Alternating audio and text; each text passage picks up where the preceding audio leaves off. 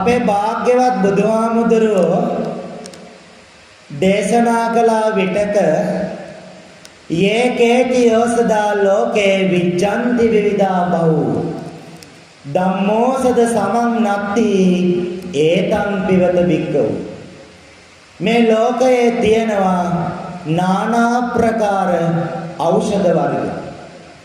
ඒ වගේම ඔබ දන්නවා නූතන විද්‍යාවේ තාක්ෂණයේ දියුණුවත් සමග ශරීරයේ ඒ අවයවයට විශේෂඥ වූ වෛද්‍යවරුන් ඉන්නවා. මේ වෛද්‍යවරු අතර බෙහෙත් වර්ග අතර බුදුහාමුදුරුවෝ තමයි මේ ලෝකේ පහළ වුණ ශ්‍රේෂ්ඨතම වෛද්‍යවරයා. සත්හට වෙන බව දුකට වේදාන මේ සත්වයාට වෙන භව නම් වූ මහා රෝගයට භවය නම් වූ දුක්ඛයට විශිෂ්ටම ඖෂධය හොයාගත්තේ තථාගත භාග්‍යවත් සම්බුදුරජාණන් වහන්සේ. ඒ තමයි ධර්මය.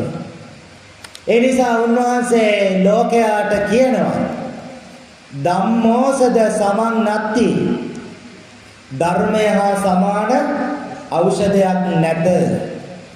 ඒතං පිවත බික්කවෝ එය පානය කරව් කියලා අපිට විධානයක් පවත්වනවා. ඒ කියන්නේ අනකිරීමක් කරව්.